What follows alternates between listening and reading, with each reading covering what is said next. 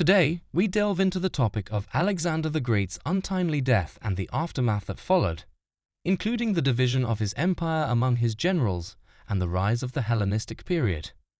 We explore the various hypotheses surrounding his death, from poisoning to bacterial infections. We also examine Alexander's relationships and his inclination towards Persians, which caused tensions within his army. Let's dive into the life and legacy of one of the world's most renowned conquerors, Alexander the Great. Recognized as Alexander the Great, Alexander III of Macedon succeeded his father King Philip II of Macedon in 336 BCE, following his demise, and went ahead to conquer a considerable portion of the then-known world. He earned the nickname the Great mainly due to his military expertise, diplomatic abilities in managing the diverse populace of the territories he captured, and his contribution to the spread of Greek language, culture, and ideology from Greece to regions such as Asia Minor, Mesopotamia, Egypt, and India. Notably, his policies sparked the Hellenistic period, and even after his reign, 4 of his generals carried on integrating Greek culture with that of the Near East. Following his demise in 323 BCE through unknown reasons, Alexander did not designate a clear successor, leading to the division of the empire he had constructed among the Dadochi. Alexander's military conquests became the subject of numerous biographies, attributing to him a divine-like status and leaving a lasting influence on the tactics and careers of later Greek and Roman generals. The approach of modern historians toward the life and career of Alexander the Great is more critical compared to earlier accounts. This is supported by their condemnation of his actions, such as the destruction of Persepolis and his treatment of the people of Tyre. Despite this, Western scholars still maintain a positive view of his overall legacy, making him a widely recognized and popular figure in worldwide history. During his youth, Alexander received martial training from Leonidas of Epirus, a relative of his mother.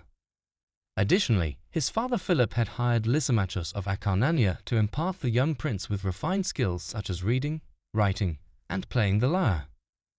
This education fostered a lasting appreciation for literature and music in Alexander.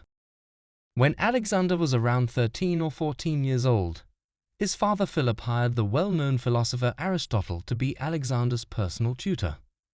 They continued to work together until Alexander was 16, and it's believed that they maintained correspondence even during Alexander's later military campaigns, though there's no concrete evidence of this. Aristotle's teachings had a considerable impact on Alexander's approach to conquering new lands. Rather than force Greek culture onto the locals, he chose to introduce it in the same way Aristotle had taught him. Additionally, Leonidas' influence on Alexander's physical strength and horsemanship was apparent throughout his life. At the young age of 11 or 12, Alexander is said to have accomplished the impossible feat of taming the wild Bucephalus. While he had various influential tutors, it seemed as if greatness was inherent in him from the very beginning. This is largely credited to his father's notable achievements, which acted as a solid foundation for his later success. Despite his father's impact, Alexander himself believed that his achievements were due to divine intervention. He identified as the son of Zeus and considered himself a demigod. He modeled his way of life to align with that of these heroes, deeply convinced of his divinity. His mother, Olympias, further instilled this belief in him by claiming that his birth was the product of a miraculous impregnation by Zeus himself. Remarkable events accompanied his birth, including a luminous star shining over Macedonia and the destruction of the Temple of Artemis in Ephesus. While historians have thoroughly documented his birth, little information exists about his upbringing, except for legends of his intelligence, his educators, and his childhood acquaintances. Ptolemy, Cassander, and Hephaestion, Alexander's lifelong companions, served as his trusted generals in the military. Another close friend and court historian was Callisthenes, Aristotle's great-nephew, who accompanied Alexander on his conquests. Of all his companions, Hephaestion was Alexander's closest and most cherished ally, as well as the army's second-in-command. According to the historian Worthington, Alexander's childhood was spent at home as was customary in Macedonia, and he would have witnessed the drinking contests that were part of the Macedonian court life. However, very little is known about his upbringing beyond that. Alexander's military acumen caught attention during the Battle of Chaeronea in 338 BCE, when he was only 18 years old. He played a decisive role in the Macedonian triumph against the alliance of Greek city-states. Following the assassination of his father Philip II in 336 BCE, Alexander ascended to the throne. With the Greek city-states under Macedonian control, thanks to the victory at Chaeronea, Alexander fulfilled his father's grand plan of vanquishing the formidable Persian Empire. In 334 BCE, Alexander marched into Asia Minor to initiate his conquest of the Achaemenid Persian Empire. Bolstered by a Macedonian army consisting of 32,000 infantry soldiers and 5,100 cavalry soldiers, he overcame the Persian army, which was led by satraps, at the Battle of Granicus in May. Later that year, he liberated Sardis and Ephesus from Persian control, and he went on to conquer other cities throughout Asia Minor. Though he extended an offer to rebuild the Temple of Artemis in Ephesus, the city declined the proposal. 1 year later, in 333 BCE, Alexander and his troops were victorious over King Darius III of Persia in the Battle of Issos, despite facing a larger opposing force. During 332 BCE, Alexander displayed his military prowess by seizing the Phoenician cities of Baalbek and Sidon before laying siege to the island city of Tyre. The intensity of his desire to capture the ancient city urged him to construct a causeway from the mainland to the island for his siege engines. This path gradually accumulated silt and earth, ultimately merging Tyre with the mainland in modern-day Lebanon. Unfortunately, the determined inhabitants who refused to surrender faced a tragic fate as they were brutally slaughtered and enslaved, earning Alexander a reputation for mercilessness. Following his victory, Alexander continued with his expedition in 331 BCE, successfully conquering and establishing the city of Alexandria in Egypt. He was declared a progeny of the god Zeus Ammon at the Oracle of Siwa, in the Egyptian oasis of the same name. Despite triumphantly overtaking Egypt, Alexander did not force his own beliefs or customs upon the populace, so long as they abided by his troops' provisions. However, he didn't shy away from extinguishing rebellions or annihilating his enemies. After creating the blueprint for Alexandria, he set his sights on Syria and northern Mesopotamia for further military conquests against Persia. It was in 331 BCE when Alexander encountered King Darius III for the second time on the battlefield at Gaugamela. Despite facing overwhelming odds, he vanquished Darius III, who immediately retreated. Alexander then proceeded to claim Babylon and Susa, both of which surrendered without conditions or struggles. During the winter season of 330, Alexander led his army towards Persepolis. However, he faced opposition at the Battle of the Persian Gates, where the Persian troops, led by the legendary siblings Utub-Ariobarzan and Ariobarzanes, put up a valiant fight. Despite this, Alexander emerged victorious and went on to capture and set ablaze Persepolis, an act which resulted in the destruction of the major palace and the city. As per the accounts of the ancient historian Diodorus Siculus, Alexander's motives for this act of destruction were rooted in revenge, as he sought to retaliate for the Athenian Acropolis burning during Xerxes' Persian invasion of Greece in 480 BC. During a drunken party, Thais, who was the Athenian lover of the general Ptolemy, was said to have proposed the idea of burning down the city as a fitting revenge for their sins, and she proceeded to throw her torch after Alexander had thrown the first. This incident is often attributed to her in historical accounts.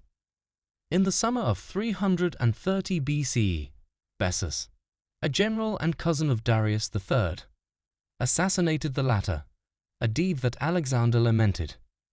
Darius III's remains and his family members were accorded utmost reverence. Alexander then declared himself as the king of Asia and moved forward with his campaign, conquering territories all the way to modern-day Afghanistan. The destruction of the city of Syropolis, the founding of Alexandria State on the Iaxartes River, and the defeat of the Scythians on the empire's northern frontier were among the many accomplishments of his campaign. From the fall of 330 BCE to the spring of 327 BCE, he led a campaign against Bactria and Sogdiana, fierce battles that he emerged victorious from as he had in every previous battle. As a punishment for disloyalty, Bessus was captured and executed for betraying his former king, sending a message that this kind of behavior would not be tolerated. During this time, Alexander established many cities in his name, not only to bolster his reputation as a liberator, but also as a god, taking on the title Shahanshah used by the leaders of the First Persian Empire. To further emphasize this new status, Alexander introduced the Persian custom of proskensis to his army, commanding those who addressed him to kneel and kiss his hand before speaking. The Macedonian soldiers began to feel uneasy with Alexander's apparent deification and his adoption of Persian customs. The history reveals that several assassination plots were formulated, but they ended up being exposed, leading to the execution of the conspirators, even if they were once trusted confidants. Callisthenes and Cletus, two significant figures in Alexander's life, suffered this fate when they were implicated in plots against Alexander. Despite saving Alexander's life at the Battle of Granicus, Cletus was not spared when he questioned Alexander's authority and Persian customs. Although Alexander was known to indulge in drinking excessively, it is believed that his influence in Cletus' death was significant. His critics Callisthenes and Cletus had openly condemned Alexander's adoption of Persian customs. Alexander possessed remarkable diplomatic skills when it came to dealing with those he conquered. However, he was not known for being sympathetic towards differing opinions, especially when under the influence of alcohol. Unfortunately, his intolerance led to the untimely deaths of both Cletus and Callisthenes, the latter being imprisoned and later perishing in confinement. Moving on to India in 327 BC, Alexander found that Indian king Omphis of Taxila had submitted to him without opposition, but met opposition from tribes such as the Aspasioi and Assakanoi. During the years of 327 BCE to 326 BCE, Alexander went up against various tribes in battles and eventually defeated them.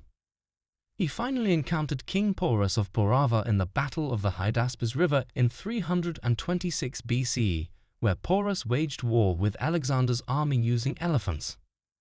Porus and his men demonstrated great courage and fought valiantly, but Alexander emerged victorious in the end. After his defeat, Alexander magnanimously allotted him control over a larger territory than he had previously governed. Bucephalus, Alexander's beloved horse, also lost his life in this conflict. Due to the significance of this battle, Alexander named one of the two cities he founded, Bucephala, in honor of his deceased equine companion. Alexander had planned to proceed with his army and cross the river Ganges for more military conquests.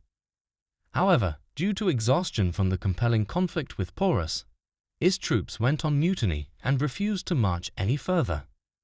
Alexander attempted to persuade them to continue, but in vain, ultimately giving in to their demands. In 325 BCE, the leader made a crucial decision to divide his army into two sections. They embarked on different paths. One marched through the Gedrosan Desert, while the other traveled via the Persian Gulf to return to Susa under the guidance of Admiral Nearchus. The troops had engaged in mutiny almost a year before this decision was made, and historians still debate the reasoning behind the delay and the chosen method of withdrawal. Despite the leader's abandonment of his Indian conquest, he did not hesitate to take on hostile tribes he encountered on his route. Alexander's troops suffered greatly due to the difficult desert terrain and military battles they fought in, resulting in significant losses by the time they reached Susa in 324 BCE. Upon his return, Alexander discovered that many of the satraps he had entrusted with leadership had misused their authority, leading him to execute them, along with those who had vandalized Cyrus the Great's tomb. In an effort to integrate his army with the local people and combine Persian and Macedonian cultures, Alexander ordered the restoration of the ancient capital and tomb. He also conducted a mass marriage ceremony at Susa, where he and his senior staff married Persian princesses and noblewomen, and he himself married a daughter of Darius III, cementing his connection to Persian royalty. Alexander faced much resistance from his troops when he decided to blend Persian culture with Macedonian culture by adopting Persian dress and customs. This led to widespread criticism from his army, who were also unhappy with the promotion of Persian soldiers to higher ranks and the integration of Persian and Macedonian units. To counter this backlash, Alexander appointed Persians to prominent positions and even conferred traditional Macedonian honors and titles upon Persian units. Eventually, his troops relented and submitted to Alexander's desires. As a gesture of goodwill, Alexander returned the titles to the Macedonians and organized a big feast where he dined and drank with his troops. In order to accommodate his men, he had ceased the custom of proskensis, but retained his Persian identity instead of adopting the Macedonian one. In the year 324 BCE, his longtime companion, potentially his partner and right-hand man, Hephaestion, passed away due to a fever, though some sources suggest his death was intentional. The idea that Alexander was romantically involved with people of the same gender is corroborated by posthumous biographies, with Hephaestion frequently referred to as both his lover and his closest friend. Scholars all agree that Alexander was inconsolable after the tragedy. According to Plutarch's account, he offered up the Kosseans of a nearby town as a sacrifice in honor of his friend, whereas Arrian wrote that he executed Hephaestion's physician for failing to cure him.